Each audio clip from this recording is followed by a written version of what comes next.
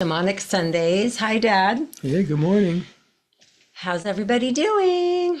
We're happy you are here. However you are doing, you are showing up, and we appreciate that. We appreciate you. We do Shamanic Sundays to create space for my dad to share the wisdom that he has gained and been given over 55 plus years of working with nature's genius and indigenous wisdom teachers.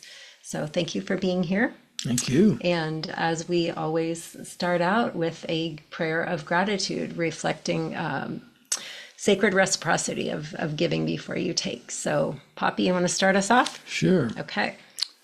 Thank you, Great Spirit. We wouldn't be here without your giving us this breath of life and the opportunity of a human incarnation in the beautiful world you've created to get an opportunity to live in and learn from and experience and enjoy. So thank you for our ancestors. We wouldn't be here without you. And thank you for ancestor spirits of the land we live on. We give thanks to you, the Chumash people here in Santa Barbara and wherever you live. Thank you for our families, our communities, and thank you for this day. Thank you for the gift of life on this day and the opportunity to put our attention into those qualities of consciousness and being that we want to have grow stronger so we can polish up our stardust, our starlight that we are, and be a channel for healing light and love and creative, nonviolent responses to the challenges of the world that open hearts and bring through that healing light and love. That's the essence of our being. Through your grace, and thank you for the opportunity to join together hearts, minds, and spirits with Shamanic Sundays. Blessings in all your lives. Hope. Oh, thank you. Thank you. Thank you. I also want to bring attention to the fact that today is Mother's Day. Hey. So I tried to get my mom to come on here with us today to talk about feminine wisdom, but she's not as into this on this level as you. So, and yet my sister and I were talking about how she just walks the talk around so many of the principles that you bring forth in your work. It's like so intrinsic to who she is. And so I just feel so incredibly blessed to have you, Mom, as my mom.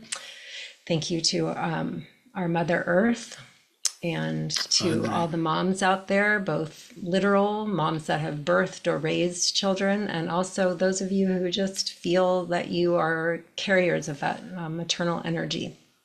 Thank you so much for all that you give and sharing your nurturing, caring, loving selves. So, thank you. All of that applies to you. Yes, and I am so grateful to be a mother. My son is the son. My son is my son, and I am so blessed. So thank you, and my nephews too, and all the good moms that we know, and your mom and Mom's mom, and my aunties, and just so many good moms that I am blessed to know. Thank you. Dear friends that are moms too. Oh, so I'm still going to keep working on getting my mom into one of our Shamanic Sundays, but today I thought we could actually talk a little bit about some basics, going back to what shamanism is. I was talking to Frank, and he was saying that he's got some people going to a ceremony, and that it's really helpful for him to listen to Shamanic Sundays, because the ceremony they are going to be in, the person leading this particular ceremony speaks primarily, I think, Spanish or Portuguese. No, I can't remember. But that this would be super helpful because it helps set an understanding. And there's so many people out there that are curious about shamanism and want to learn more. And even those of us that have been raised around it or who are living deeply in it, there's always more learning to be done.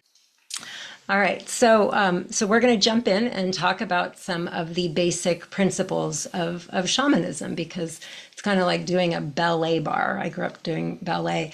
You can always go back to the basics. There's always something to learn and strengthen your muscles. So we're going to talk a little bit about the basics of shamanism. Okay. So first of all, could you tell us, what is shamanism? Well, it's really a set of practices based in a belief system that everything's connected. that everything has consciousness. There's no such thing as separation between states of consciousness, between dimensions, between beings, between people, between animals, between the river, the ocean, the wind. Everything's connected. Everything has consciousness, and everything has a spirit. And so shamanism is about practices to open a doorway in consciousness to access altered states from the ordinary state of everyday consciousness.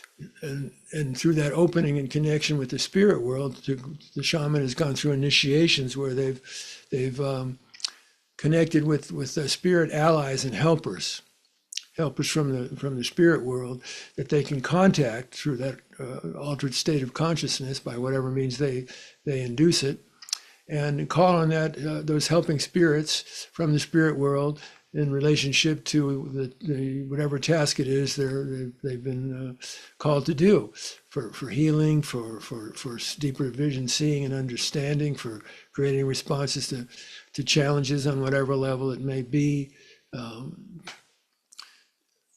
So there's an intention that the initiated shaman has about picking up the different practices that help open the doorway, what the Huichols call the Neorica, to the spirit world.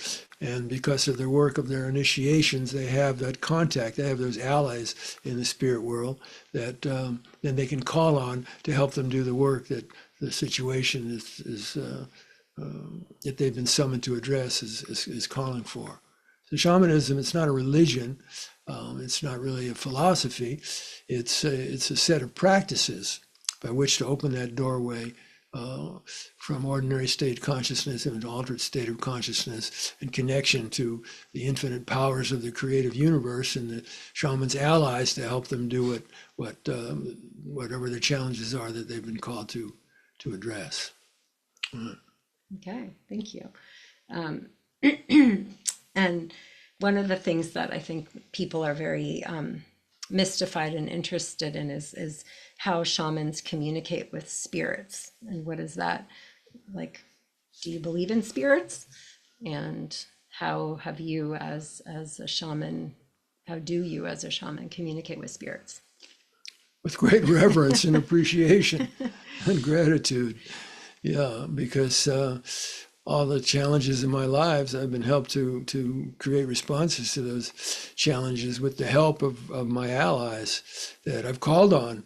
So I communicate with them every day with gratitude. You can see perhaps in the background where Kimberly and I are sitting, all these different objects there, pictures and objects, and every single one of those objects and pictures is there with a specific purpose, because it has a specific connection to a spirit power, to a place of spirit power, to a person who may be in the spirit world now because they've finished their life walk in the physical body, to different animals that have come to me on vision quests, that have come to me through medicine journeys and showed me that they were allies for me, and what their specific medicine capabilities were, what their powers were, what kind of situations to call on them for help. So I start every day by giving thanks to all my different spirit allies. So how would you define a spirit? Like, what does that mean? Like a spirit ally? Well, spirit refers to something that's not material, it's not physical, material object, but it's an energy force with a consciousness and with a being in the spirit world. And what do you say, how to contact it? Well, that's a great question, and I'm thinking that what we might do the next couple weeks is like every week we'll start off with like one of the sort of the questions around what is shamanism and some of the questions like that, and then based on what you say, we'll dive into something a little deeper. So I'm gonna, instead of going back to some of these questions, I'm gonna because I love what you said about the phrase life walk, like how you use your spirit allies in your life walk. So for our relatives out there today, could you take us into a guided visualization about how to connect with our ally spirits, spirit allies, and how to use that in our life walk in the coming week. Okay, well, there's two aspects to that. Some of the listeners may have already had experiences where they know what at least one of their spirit helpers or allies, and there may be some relatives listening who haven't yet had an experience to where they know and have confidence that they have a spirit guide. The understanding among indigenous people that I've worked with around the world is that when you're born on the physical plane at the same time, there's a helping ally spirit that comes into this material plane, this middle world, to help you in your life. It has medicine power and strengths and capabilities and capacities that you don't have, that it can help you with in your life, or it can help you strengthen certain qualities through your interaction with that spirit ally. If you learn how to understand what it has to offer to you. So it can come to you, most of my para animal spirits have come to me on vision quests when I've been fasting. Some have come in ceremonies, initiation ceremonies, and they showed me what their medicine was. And because of my training and understanding with elders, that when a spirit animal comes to you in a dream or an altered state, or however it might come on the physical plane, to ask it if it's there to help you, if it's a spirit ally for you, and it may or may not be. So you have to ask it that question and see how it responds. And if it is, and then you can, what I call, deepen the relationship, intimatize the relationship by thanking it for coming to you, and offering prayers for its spirit families. So my first power animal, spirit, totem animal, helper, guide from the spirit world, came to me on my first vision quest over 50 years ago in the High Sierra. It was the deer. And 10 or 15 years later, when I was brought down to Mexico for my first time to be with the Huichols, I found out that it was a primary power animal for the Huichol people. And in fact, it's an intermediary from Tatuari, Grandfather Fire, to the human shaman, bringing directions from the spirit of the fire, from the great spirit through the spirit of the fire, Tatuari, to the human shaman about guidance for what they should be doing in the work that they're being called to do. So when you do have a visitation from a power animal, a totem spirit ally, in whatever form, and you ask it the question, is it there to help you? Then you thank it and offer prayers for its families, and just fill it up with gratitude and let it know that you're opening yourself up to learning about the medicine it has to share with you, and then you pay attention on different levels of your being, of how that spirit animal, it might show you a dance, it might show you movements and say, this is a power dance for you. So when you do this dance the way I'm showing you, or here's a chant, or here's a song, and when you use it in this way, then it's going to open that portal, it's going to open that Neurika for connection with me, and then I can come to you and give you the support you need in the ways that I, as your particular animal, power animal spirit, can help you. So I don't know about you listeners out there, but I know for me, with all the inner forces I need to deal with every day, I need all the help I can get. All the help. I think most of us do. Well, I'm talking for me, I know it, but certainly I need all the help I can get. So I start my day off with great gratitude, even before I get out of bed, as soon as I'm aware that I'm awake and that I'm alive in a new day, giving thanks. I light a candle, give thanks for Tatuari spirit, to the great spirit, to Mother Earth, great grandmother growth and ancestors, and just go on for a period of time. Kayumari and my other spirit helpers, and I just thank them. I just go down in my heart and burn a little sage to open myself up, and from open heart send my gratitude to them, and prayers for their medicine, and gratitude for them coming to me and helping with me, and so every day I'm making that connection. And that way, if some challenge comes up during the day, that I need that particular medicine from Kayumari, or I need a particular medicine from the bear spirit, or the serpent spirit, or the butterfly spirit, or the hummingbird spirit, all of these and others that have come to me on vision quests and altered state journeys, and showed me that they were there. They were here for me with particular medicine that I could call on in specific situations. So when I give thanks to them every day, I'm keeping that connection fresh. So if a challenge comes up during the day later, and I need to call on that animal or that spirit to help me with a situation, it's not like it was 6 months ago that I made the contact, and I'm trying to get it on the phone and said, hey, it was 6 months ago. Where you been? Yeah. I got some other folks here ahead of you. You're gonna have to wait, or I'm off doing something else, and it's you're way at the bottom of the list. I don't want that to happen. Mm-hmm. And so I give thanks every day. Mm-hmm. So if I need to call on them during the day, mm-hmm. we're fresh, intimate in our relationship. Mm-hmm. We're already connected. I love that, because it goes back to what we were talking about at the very beginning around sacred reciprocity. Yeah. So it's like nurturing that relationship and keeping that channel open, like you said. Exactly. Yeah. Exactly. Yeah. Reciprocity. Yeah. Mm-hmm. The understanding, because we're all connected, we're all interwoven in a web of connectivity through time and space, is that we're constantly being given from the spirit world. We're constantly being given by Mother Earth. We're being breathed. We're being energized with sunlight. We're being gifted with so many gifts from all the different dimensions of reality, all the time, all the directions, above, below, around. We're constantly being given. And the old people say that we're totally dependent on these powers that are greater than us for our lives. We're totally dependent on plants. We're totally dependent on sunlight. We're totally dependent, those of us who eat animals.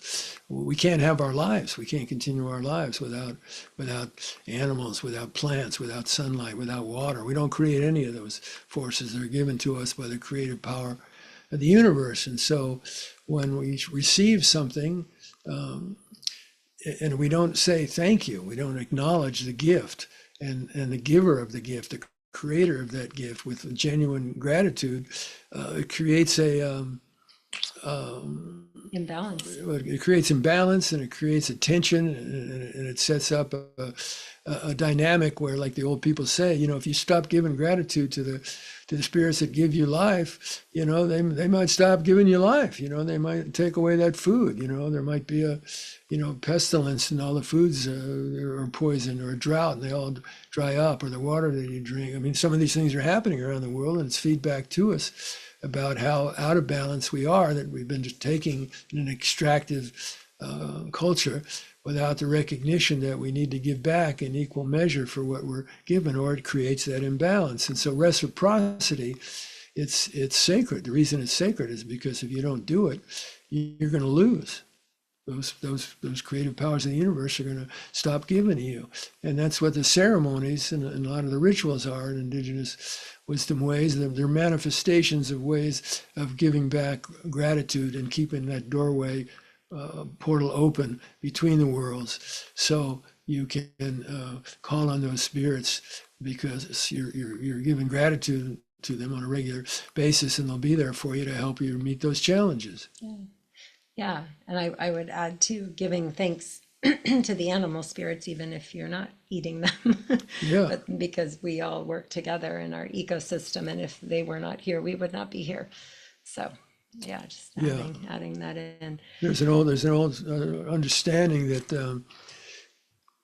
in the creation and the manifestation of life force on Mother Earth, the rock people came, and then the swimming people and the plant people and the animals came. We're the last guys on the block. We're the most recent, and all of those ones that came before us, they don't need us. They do not need us for their lives. In fact, their lives would be a lot better without us here, because of how we've been oppressing them and poisoning them and polluting them and just treating them all in a horrible way. So we need all of them.